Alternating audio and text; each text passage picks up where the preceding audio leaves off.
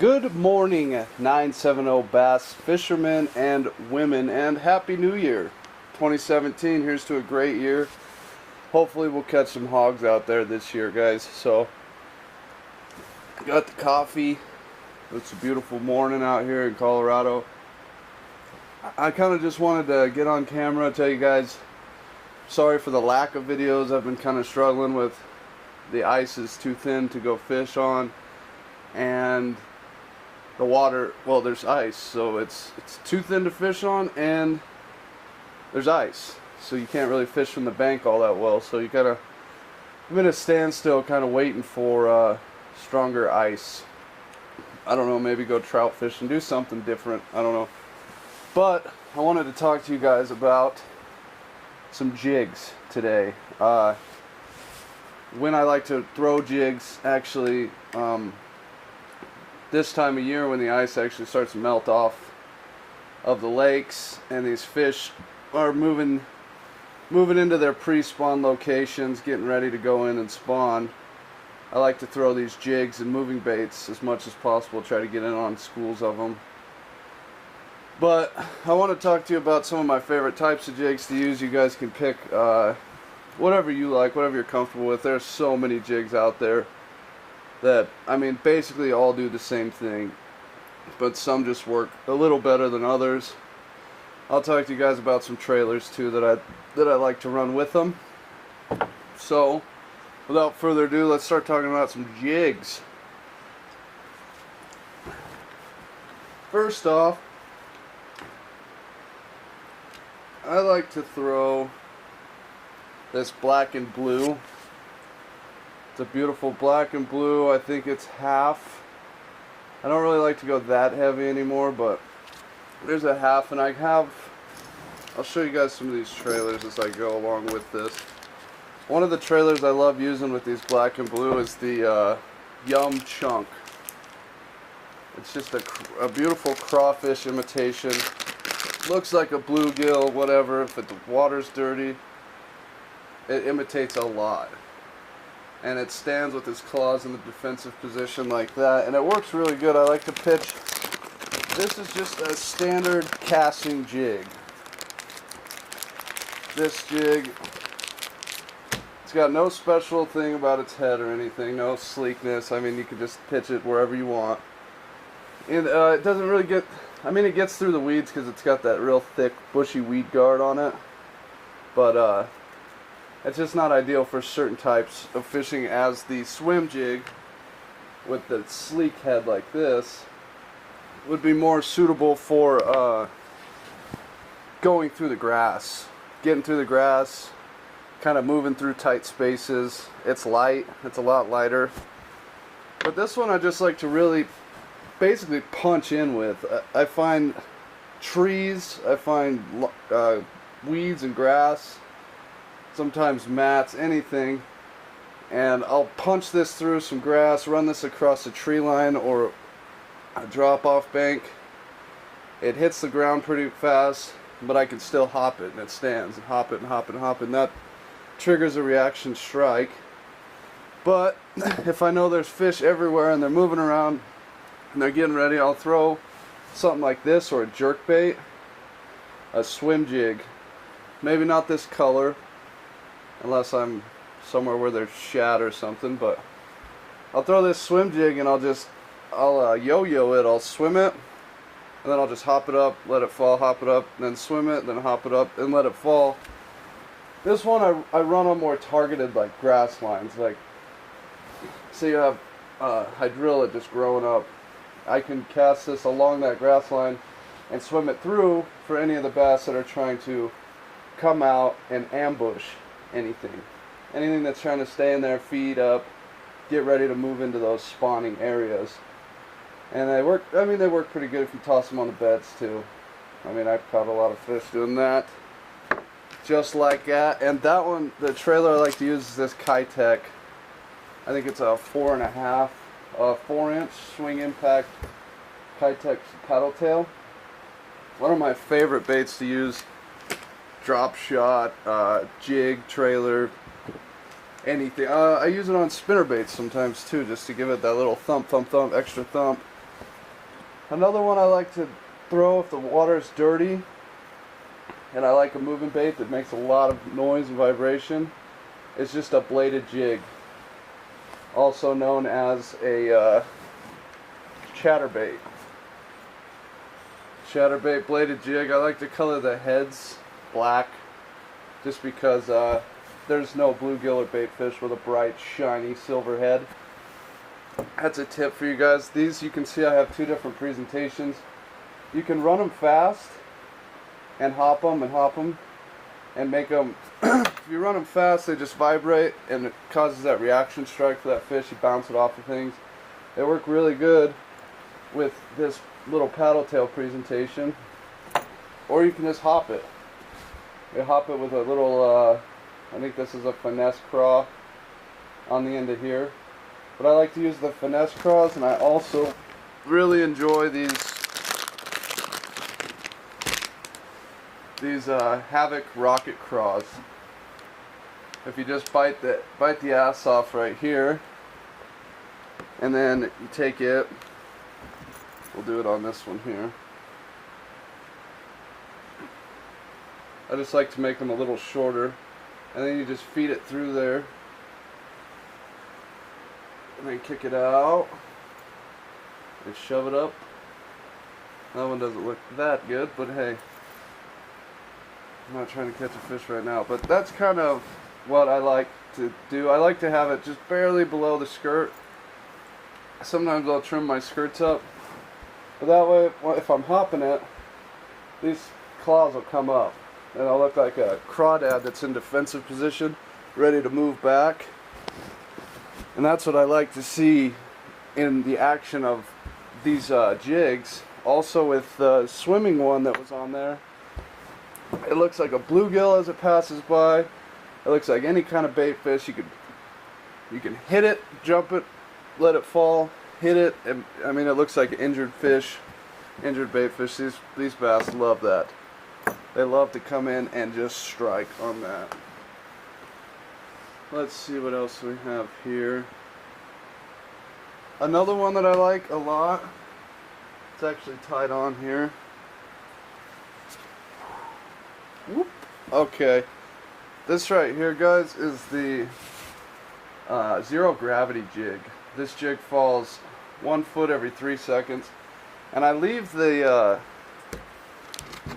skirt so long just because it reminds me a lot of a hair jig, and the way that it actually moves underwater I love, because it just shimmies, and it's so slow that these fish, they have to look at it longer, you know what I mean? So they attack this thing like crazy, falling at a very, very slow rate of speed. It takes a while to fall, so you kind of have to be patient, but hey, it's worth the fish that comes with it. The first time I threw this, I caught a 4-pound out of a little tiny golf course pond, so, or 3.5, 4-pounder, just from letting this thing shimmy. And it's so light. I mean, you wouldn't think that you could cast this thing very far, but it casts good. It's got a really nice shaped head. It actually skips pretty well for what it looks like. And on this one, you can flick it, jump it, hop it, skip it, jerk it, whatever you want. But this one I just really like to cast out, let it sink, give it a hop, just pull up, let it hop, and let it sink again. And just give it that slow, like an injured baitfish kind of, or a crawfish that's skimming across the bottom. This is another one that's a really good jig to use. The lighter sometimes the better. If you're not getting any bites on your regular jigs, lighten them up. Or a micro finesse jig. Pepper Custom makes a really nice one, as well as a lot of other companies do, but it appears that I have lost it. Oh no, hold on. Here we go. This right here, folks, is a finesse casting jig.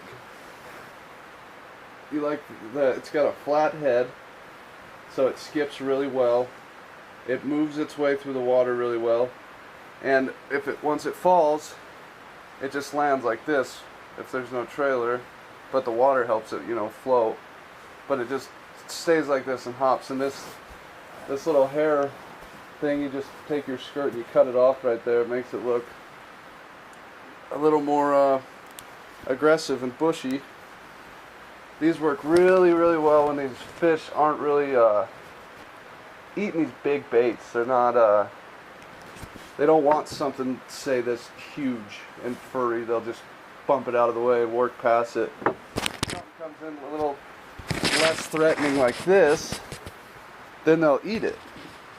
And most of the times they'll take this thing and swallow it. And I just love, it's got a light wire hook. It's one of my favorite jigs to run. It's just light, it's small, it sinks at a decent rate of speed, and it's just one of my favorites to run. So if you get a chance, these Pepper Custom Micro jigs are one of the best in my opinion. Another one that, yeah, right here, this is a football jig. A football jig is a great jig for rocks, dams, rock banks, anything you're trying to get through these football heads. Don't slide into rocks as easy as, let's say, this. If you let that thing sink too long, it's going to slide right between these rocks and you're going to be wedged in there. And this thing right here, I mean, it does a phenomenal job. It lands on its head every time. Sometimes it'll get down in them, but you can get it out pretty easily. This is another finesse. It's light wire football jig. It just looks like crawfish or anything coming out of the rocks and going in, excuse me, anything coming out of the rocks,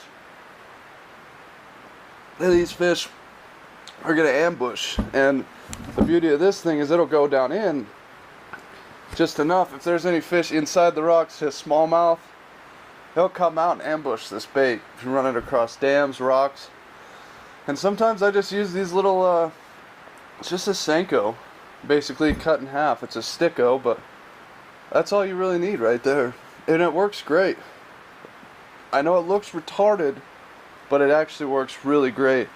So, I mean, I like to use these a lot. These football head jigs and these micro finesse jigs. I caught a lot of fish last year at Jerry Creek on a similar one like this. It wasn't necessarily peanut butter and jelly, but dirty water, low visibility, black and blue. It's just the way to go. One of my favorites. Clearer water, these natural colors work really good.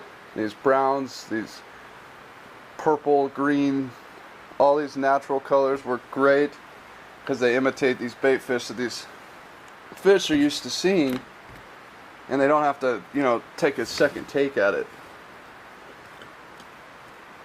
This is another one that's really great, the Keys Craw. You can't really tell, it's a little funky right now. But yeah, darker or dirty water, I mean, I'll still run these darker ones with a little bit of browns in them. They just look like bluegill, you know. So just up to you, your preference. If your lake's got a lot of shad imitations work great. Swimming in paddle tails, clear water, because clear water, man, natural colors.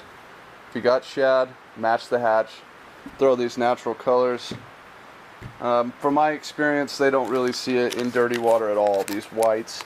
Maybe the yellow in chartreuse, but these darker colors are what you're going to want, and natural colors in clear water. So I hope you guys enjoyed this little segment on jigs, and hopefully it helped you out. I don't know, I was just kind of mumbling along. Thought maybe I'd try to throw a video out for you guys.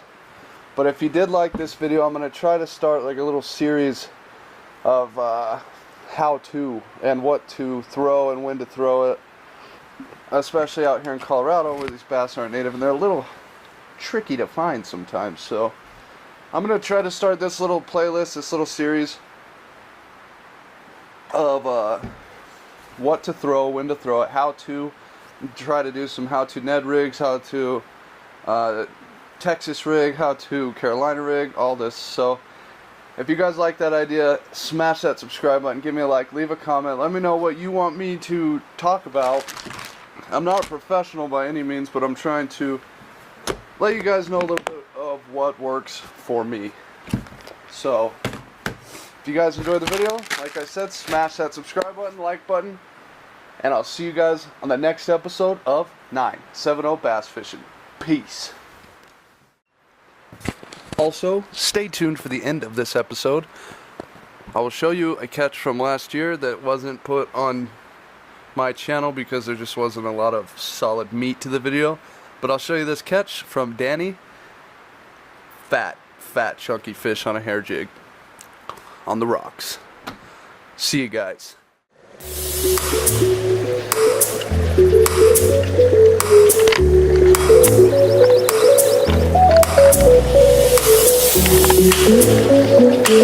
Hey, boy.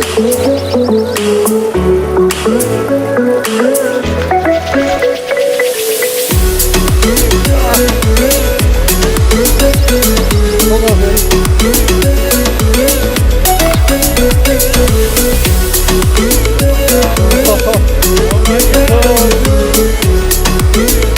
Look at that, guys. Danny just snagged that hog.